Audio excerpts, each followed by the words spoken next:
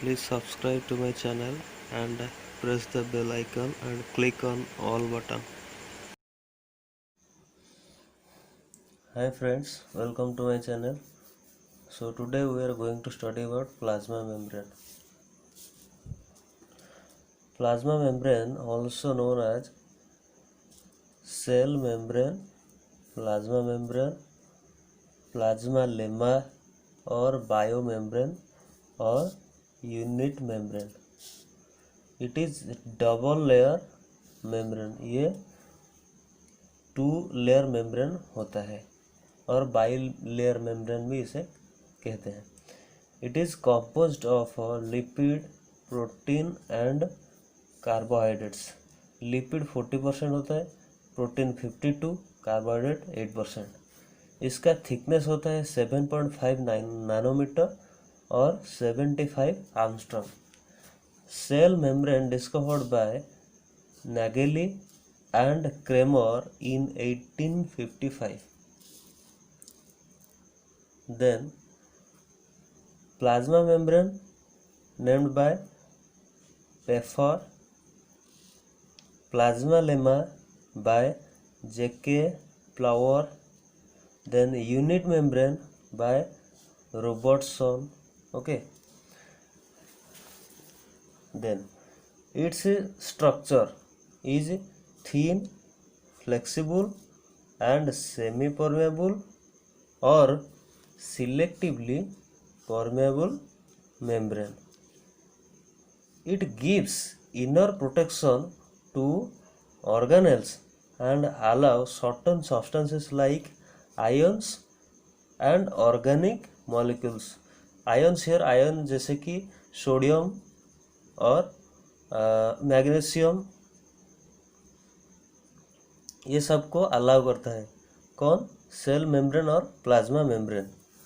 Then due to flexibility it can engulf. Here engulf means to capture.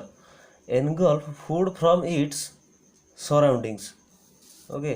This process of intake food is called endocytosis, जो कि अमोएबा use करती है.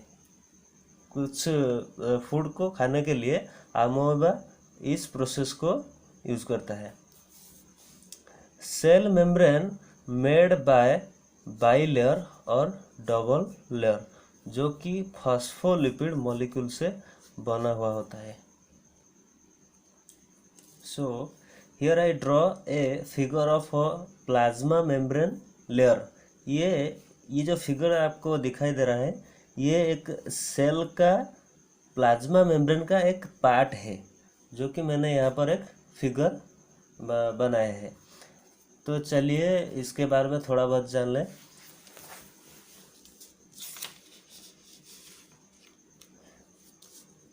ये जो गोल गोल दिखाई दे रहा है, ये सब क्या है? ये सब फॉस्फोलिपिड्स है.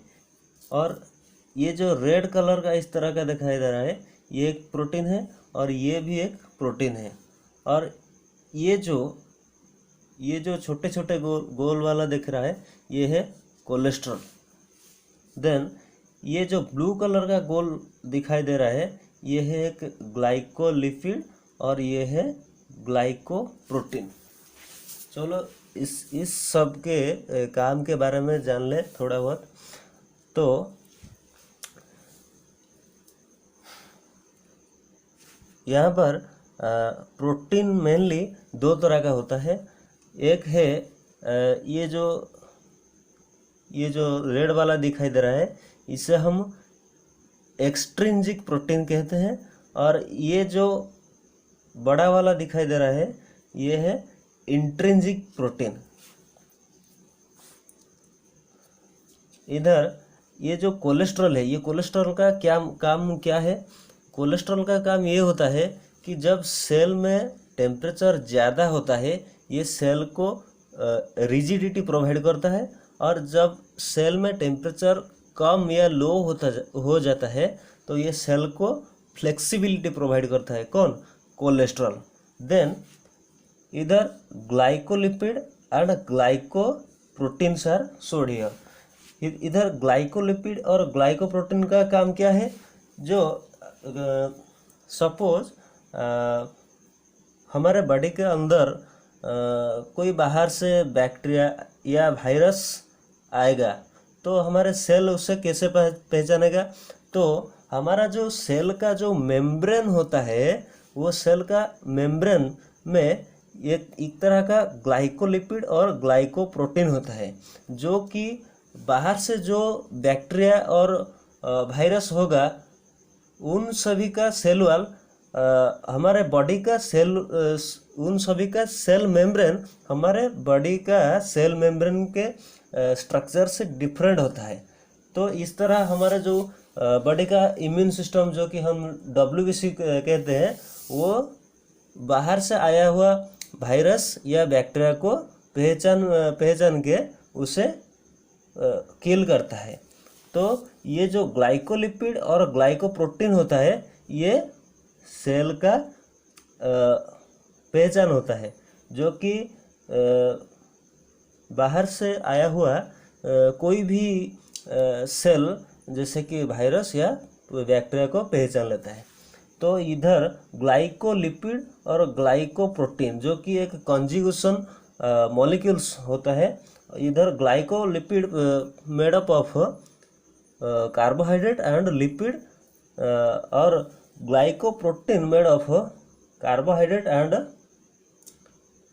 Protein.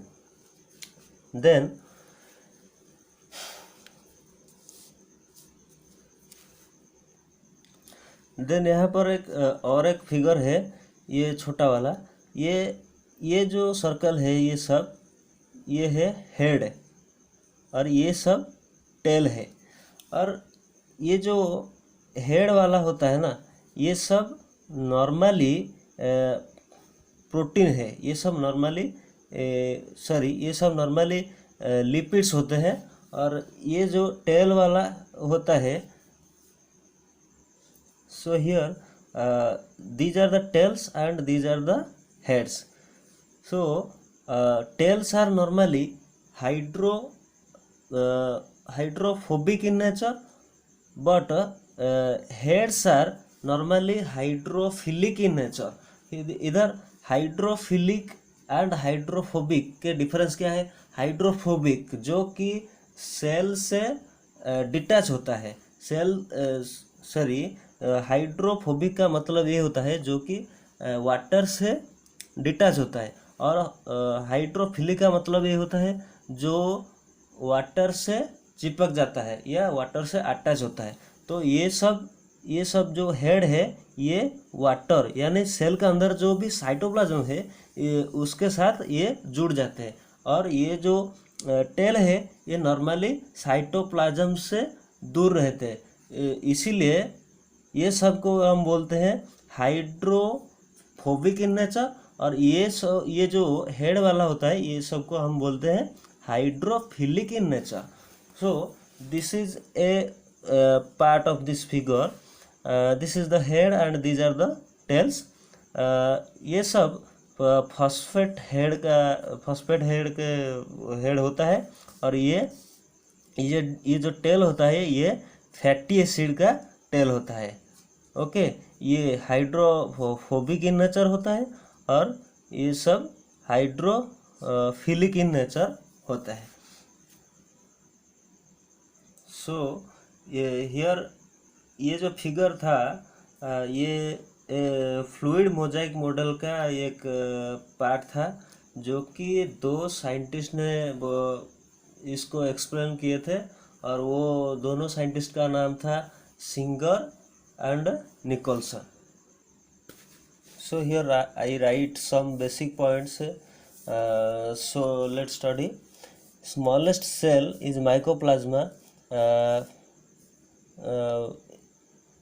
and its length is, or its size is 0.1 to 0.3 micrometer और 0.5 माइक्रोमीटर भी हो सकता है। Mycoplasma has no cell wall, but it comes under bacteria group, and hence it cannot be killed by antibiotic. Okay, mycoplasma का कोई भी cell wall नहीं होता है, बट ये बैक्टीरिया ग्रुप के अंदर आता है। इसलिए इससे ये जो माइकोप्लाज्मा है इसे हम एंटीबायोटिक के जरिए नहीं मार सकते। Then bacteria discovered by Leeuwenhoek in 1683 and named by Renberg in 1829. Here, this is the most important point. Mycoplasma, also known as joker of microbiology. Joker of microbiology.